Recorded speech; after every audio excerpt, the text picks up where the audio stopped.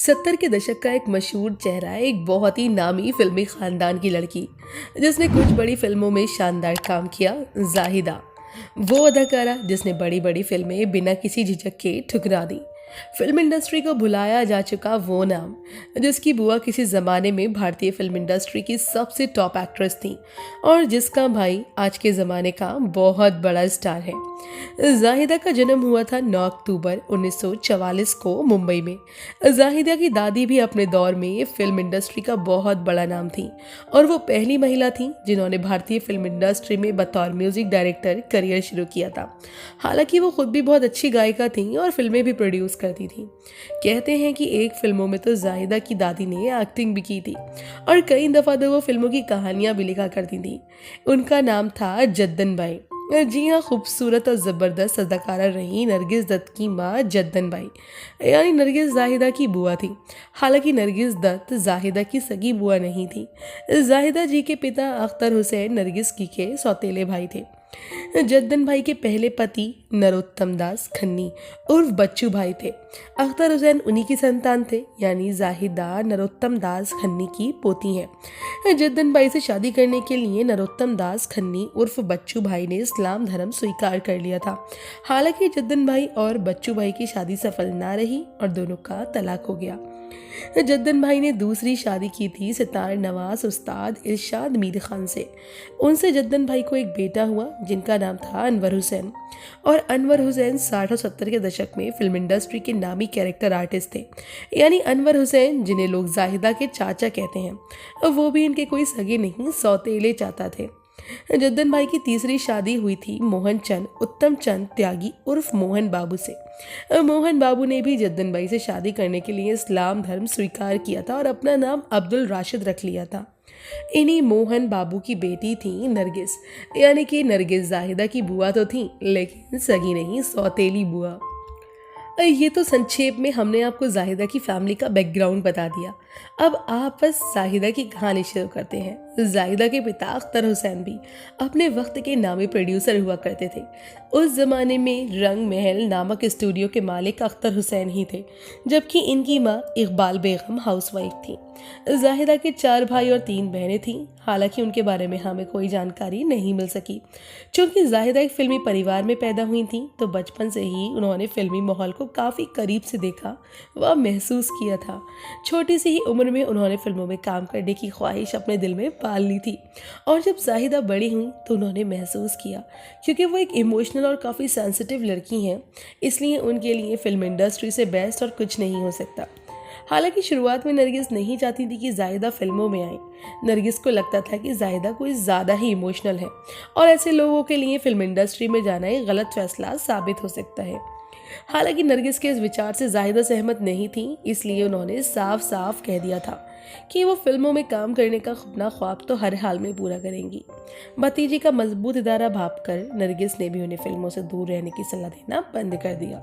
क्योंकि जाहिदा का परिवार फिल्मी था तो घर आने वाले ज्यादातर मेहमान भी फिल्मी दुनिया के लोग ही होते थे और यही वजह है कि जब जाहिदा बड़ी होने लगी तो उनके घर आने वाले डायरेक्टर प्रोड्यूसर्स ने उनके पिता से कहना शुरू कर दिया कि अब जाहिदा को फिल्मों में काम करने की छूट मिल जानी चाहिए। एक इंटरव्यू में खुद जाहिदा ने बताया था कि उनके पिता से मिलने घर आने वाला लगभग हर एक डायरेक्टर प्रोड्यूसर यही कहता था कि जाहिदा को अब फिल्मी लाइन में उतारो। वैसे भी उस जमाने में फिल्म इंडस्ट्री के लोगों का मानना था कि फिल्मी घरानों के बच्चे अगर फिल्म इंडस्ट्री में आते हैं तो उनके साथ काम करने में आसानी होती है। अब वो जानते हैं कि फिल्म निर्माण कैसे होता है, उन पर बहुत ज्यादा मेहनत नहीं करनी पड़ती। ऐसे ही लोगों में से थे गुरु दत्त साहब। गुरु दत्त जाहिदा को अपनी फिल्म कनीज में लॉन्च करना चाहते थे। गुरु दत्त तो जाहिदा की स्क्रीन टेस्ट लेने की पूरी तैयारी भी कर चुके थे, लेकिन क्योंकि उन दिनों गुरु दत्त की छवि कुछ ऐसी ही बनी थी कि वो नई लड़कियों को फिल्म इंडस्ट्री में लॉन्च करने के लिए बड़ी बड़ी घोषणाएं करके फिर खामोश बैठ जाते हैं, तो जाहिदा ने गुरु दत्त के ऑफर को कभी गंभीरता से नहीं लिया और न ही गुरु दत्त की फिल्म कनीज कभी बन पाई। हालांकि जाहिदा के इनकार करने के बाद गुरुदत्त साहब ने सिमी ग्रेवाल को कनीज फिल्म के लिए कास्ट किया था। कहा जाता है कि सिमी ने कनीज के लिए इक्का दुक्का सीन्स भी शूट किए थे, लेकिन जब गुरुदत्त ने फिल्म को बंद करने का ऐलान किया तो सिमी ग्रेवाल से उनका काफी विवाद हुआ था और सिमी ग्रेवाल को अपनी फीस निकलवाने के लिए सिने आर्टिस्ट एसोसिएशन में गुरुदत्त की शिकायत भी करनी पड़ी थी। चलिए जाहिदा की कहानी पर फिर से वापस आते हैं।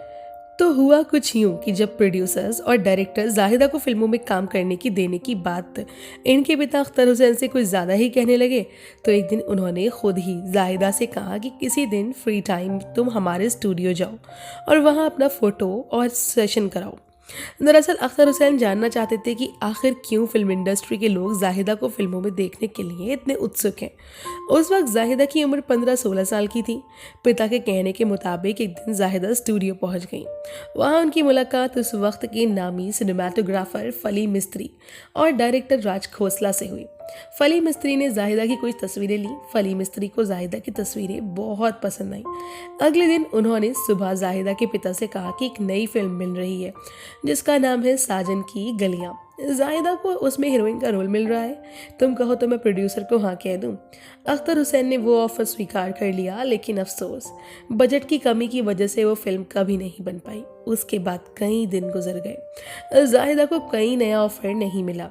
जाहिदा के करियर की तीसरी फिल्म थी देवानंद साहब के साथ गैम्बलर। वही गैम्बलर जिसका गीत चूड़ी नहीं ये मेरा दिल है आज भी लोकप्रिय है, लेकिन ये फिल्म कुछ खास कमाल नहीं कर सकी। इस फिल्म के बाद जब देवानंद ने हरे रामा हरे कृष्णा फिल्म पर काम शुरू किया तो उन्होंने जाहिदा को अपनी बहन जैनिस का रोल ऑफर किया। जाहिदा को तो ये रोल के लिए लगभग तैयारी थी, लेकिन उनके बहनोई अमरजीत, जो खुद भी एक डायरेक्टर थे, उन्होंने जाहिदा से कहा कि लोग तुम्हें देवानंद की हीरोइन के रूप में देख चुके हैं, उनकी बहन के रूप में लोग तुम्हें स्वीकार नहीं कर पाएंगे और तुम्हारा करियर खत्म हो जाएगा।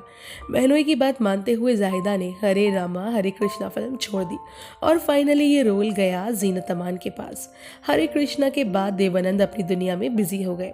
जाहिदा को फिल्मों के ऑफर्स मिलने बंद हो गए। बड़ी मुश्किल से उन्हें तीन चोर 1971 में और प्रभात 1973 में नाम की 2 फिल्में मिली थी, लेकिन दोनों ही फ्लॉप हो गईं। जाहिदा का हौसला टूट गया।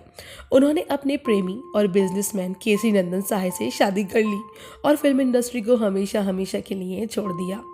शादी के बाद जाहिदा शिकवा 1974 को नीलिमा 1975 नाम की फिल्मों में भी दिखी, लेकिन ये उनके करियर का अंत ही साबित हुआ। केसरी नंदन सहाय और जाहिदा के 2 बेटे हैं, नीलेश सहाय और ब्रिजेश सहाय। इनका बेटा नीलेश सहाय फिल्म इंडस्ट्री में एक्टिव है, हालांकि उनका करियर अभी तक कुछ खास नहीं रहा है। नीलेश सहाय ने 2011 में आई गणेश आचार्य की एंजल में एक्टिंग की थी। वो फिल्म के लीड हीरो थे, लेकिन फिल्म फ्लॉप हो गई। 2021 में नीलेश ने फिर वापसी की, लेकिन इस दफ़ा वो डायरेक्शन में आए। उन्होंने स्क्वाड नाम की एक फिल्म लिखी और डायरेक्ट की। इस फिल्म में डैनी साहब के बेटे रिंगजिन टेंजोंगपा ने मुख्य भूमिका निभाई। ये फिल्म ZEE5 पर प्रीमियर हुई और ये पहली भारतीय फिल्म थी जिसकी शूटिंग बेलारूस में हुई थी। जाहिदा के दूसरे बेटे ब्रजेश के बारे में तो हमें कोई जानकारी नहीं मिल सकी है। जाहिदा मुंबई में अपने परिवार के साथ रहती हैं। वो अब दादी भी बन चुकी हैं और एक सुखी जीवन बिता रही हैं। साल 2002 में जाहिदा ने दूरदर्शन के जरिए एक दफ़ा फिर से एक्टिंग की दुनिया में वापसी की थी। दूरदर्शन के शो अमरपाली में जाहिदा ने सालों बाद एक्टिंग की थी। इसके बाद इन्होंने कभी भी टीवी शोज में काम नहीं किया। तो दोस्तों, अभी के लिए बस इतना ही। मिलते हैं अगली वीडियो में, तब तक अपना ध्यान रखिएगा। Bye bye.